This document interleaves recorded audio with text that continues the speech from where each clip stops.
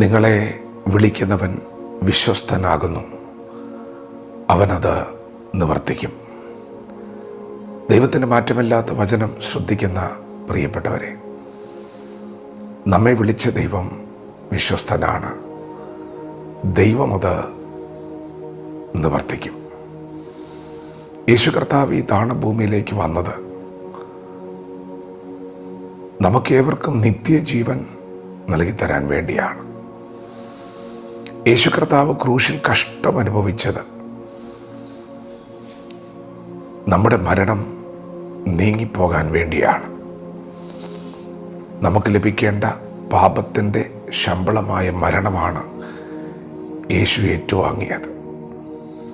പ്രിയപ്പെട്ടവരെ, യേശു വിശ്വസ്തനാണ്. ഇന്ന് പകൽ യേശുക്രിസ്തുവിൽ വിശ്വസിക്കുന്നവർക്ക് ദൈവം നൽകുന്ന വാഗ്ദത്ത വചനങ്ങളെ നിവർത്തിക്കുവാൻ അവൻ വരും. യേശു കർത്താവ് തന്നെ വിശ്വസിച്ച, തന്നെ കാത്തിരുന്ന തൻ്റെ ശിഷ്യരോട് പറഞ്ഞു, ഞാൻ നിങ്ങളെ അനാഥരായി വിടുകയില്ല.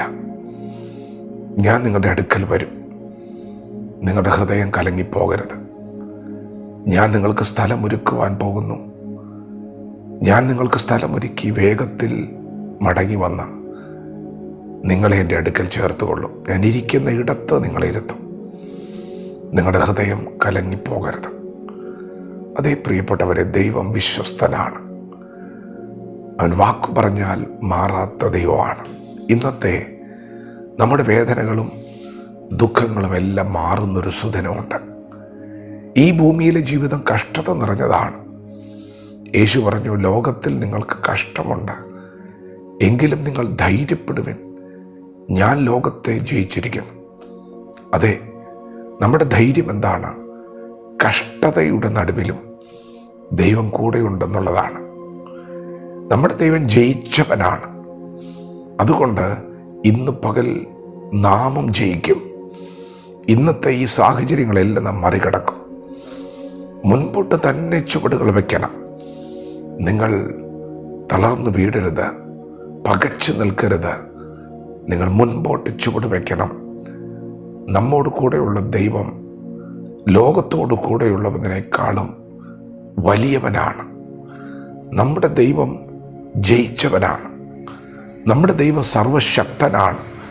ഇന്നത്തെ നിങ്ങളുടെ സാഹചര്യങ്ങളെ അതിജീവിപ്പാൻ നിങ്ങളെ പ്രാപ്തനാക്കുന്നവനാണ് ദൈവം. പ്രിയപ്പെട്ടവരെ, ഇത് ഇടുക്കവും ഞെരുക്കവുമുള്ള വഴിയാണ്. നാം ഒരിക്കലും തകർന്നടിഞ്ഞു പോകാൻ ദൈവം സമ്മതിക്കില്ല. നീതിമാന്റെ അനർത്ഥങ്ങൾ അസംഖ്യമാണ്. എന്നാൽ അവ എല്ലാറ്റിൽ നിന്നും ദൈവം അവനെ വിടുവിക്കും. നിത്യതയിലേക്കുള്ള യാത്രയിലാണ് ഇന്ന് പകൽ നാം ഈ വചനം കേൾക്കുന്നത്. പ്രിയപ്പെട്ടവരെ, അനേക കഷ്ടങ്ങളിലൂടെ നാം കടന്നു പോയിട്ടുണ്ട്. വേദനകളിലൂടെ, ഭാരങ്ങളിലൊക്കെ നാം പോയിട്ടുണ്ട്. എന്നാൽ ഇന്ന് പകൽ നാം പറയണം, എൻ്റെ ഭവനത്തിലേക്ക് ഞാൻ വളരെ അടുത്തിരിക്കുകയാണ്. എൻ്റെ പിതാവ് എന്നോട് പറഞ്ഞ വാഗ്ദത്തം നിവർത്തിപ്പാൻ അവൻ വരും. എൻ്റെ ദൈവം വിശ്വസ്തനാണ്. എന്നെ വിളിക്കുന്നവൻ വിശ്വസ്തനാണ്. കാഹളം ധ്വനിക്കുന്നൊരു സമയം വളരെ തൊട്ടു മുൻപിലുണ്ട്. നമ്മുടെ കർത്താവ് പ്രത്യക്ഷനാകും. യേശുക്രിസ്തുവിൽ വിശ്വസിക്കുന്ന, ജീവനോടിരിക്കുന്ന നമുക്ക് രൂപാന്തരം ഉണ്ടാകും. ക്രിസ്തുവിൽ മരിച്ചവർ അക്ഷയരായി ഉയർത്തെഴുന്നേൽക്കും. പ്രിയപ്പെട്ടവരെ, ദൈവം വിശ്വസ്തനാണ്. ദൈവം പറഞ്ഞ വാക്ക് ദൈവം നിവർത്തിക്കും. അതുകൊണ്ട് ഈ മരുഭൂപ്രയാണത്തിൽ മാറായുടെ അനുഭവങ്ങൾ ജീവിതത്തിലുണ്ട്. എങ്കിലും തളർന്നു പോകാതെ, ക്ഷീണിച്ചു പോകാതെ, യേശുക്രിസ്തു മുൻപിൽ വെച്ചിരിക്കുന്ന വാഗ്ദത്ത വചനങ്ങളെ മുറുകെ പിടിച്ചുകൊണ്ട് ചുവടുകൾ വയ്ക്കാം. ദൈവം നമ്മെ ഓരോരുത്തരും ഈ പകൽ അനുഗ്രഹിക്കുമാറാകട്ടെ.